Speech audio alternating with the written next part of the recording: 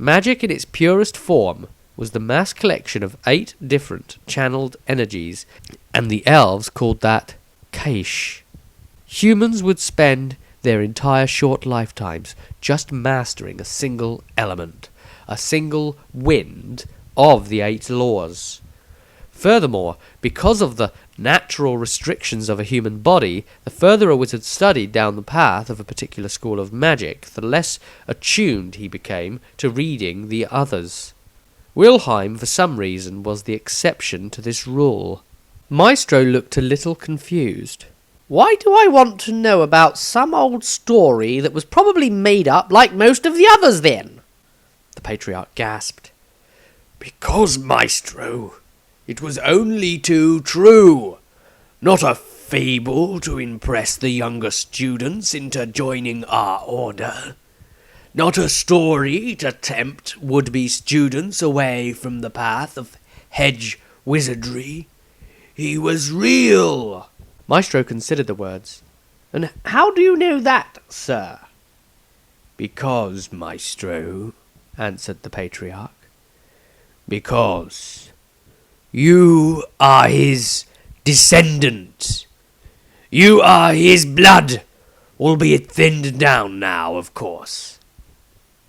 Maestro's jaw fell open. The Master Lord continued. On your mother's side, because of course your father hailed from Bretonia, hence your name. My mother, started Maestro. She... The Patriarch looked grimly at him and clarified. Your mother did indeed end up in the infirmary. That was no lie, but you were never told the reason why, I'm afraid. Maestro quickly stated. It was the pressure and disgrace of that made father stand down from his role as financial adviser to the Emperor. Yes, said the Patriarch, but her insanity was a result of her bloodline's natural element, gifted affinity with magic. Maestro looked shocked on a new level with each word the old man spoke as he continued to explain. Your mother became gifted with magic. It came on suddenly, though, and in her older years, where her developed adult psyche could not handle the strain. Most are lucky enough to receive the blessing, or curse, added Maestro grimly. Or however you look at it, answered the Patriarch, at a younger age, when their minds are more adaptive to change. Because of this, their entire bodies are constantly changing anyway. Your mother developed a sudden outburst of Da, and that was that. All who went near her were in danger. She was wholly destructive, but couldn't help it. And there she died, added Maestro, his voice growing in melancholy. The Patriarch looked embarrassed at this, and looked down and away, choosing not to even reply to that remark, before continuing. So you can imagine how the higher powers felt when you developed your magical attunement. Your initial discovery of the power, combined with your family's case file, was even enough to spook the Emperor. It is because you are a descendant of Wilhelm that you almost have the attunement of high magic about you. It is why you pick up on other wizards' attunements when they are in your vicinity. Your natural blood gives you that much, but because you are a late descendant, the blood is now watered down so much that you will probably never attain high magic like he did. So, if you have the capacity for high magic without the gift to actually wield it, what do you think your masters, your teachers, feared would happen to you, Maestro? Maestro replied with a sense of awe and realization in his voice. Da, I might have succumbed to Sinch's will. I actually understand now. Yes, said the Patriarch. The less you knew, the better. But remaining in the city as you were was a dangerous course as well. For you, at least. It wasn't that we were picking on you, even though you were a lazy little blighter, if I do say so myself. The patriarch coughed and set himself back on the track of his point. But that remaining uncultured in how to harness, how to control the stronger winds of magic, would leave you susceptible to it if it flared up naturally on its own, into the next level as it did with your mother. Maestro shook his head from the enormity of everything he was now trying to take in. This was truly life-changing for him. Part of him wished he hadn't asked, yet another part was glad he had.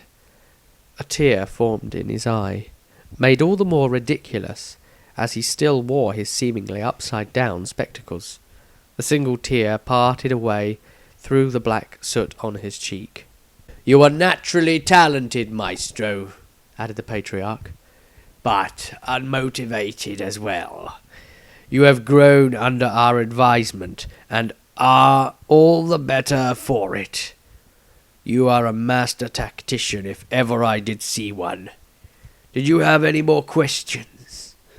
Maestro was silent for a moment, and then replied, "None, sir." "Then let's be off with you, eh? You are now a master, and are deserved of a servant to run you a bath at the very least." Maestro quietly nodded, and left through the now opened door before him. So much had changed this day. He had at last learned who he truly was. It scared him. Who was he again? Once Maestro was gone, and the door had shut again, a strange second old man stepped out from behind a pillar. He looked very old indeed, but somehow there was a striking likeness between he and the younger wizard who had just departed from the room. The newcomer said, I used to look like that, did I?" "Yes, it seems so, old friend," answered the patriarch. The newcomer added, "No wonder no women liked me." The patriarch stated, "Do you forget? You were the one who had a problem with women, not the other way around." The patriarch considered something for a moment and asked, "Why did you come here, though? Why did you feel the need to see this one more time?" The newcomer, resplendent in the robes of the celestial order, smiled gravely.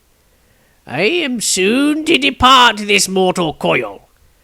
I have foreseen it. I wanted to relive the one moment that meant most to me." The patriarch commented a little more sympathetically than before. "I, too, am not long for this world. I have less than a year here. It was dangerous, though. I don't have to tell you that.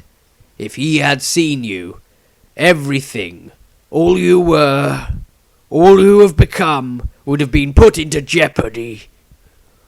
All certainty would once more have become uncertainty within the time stream."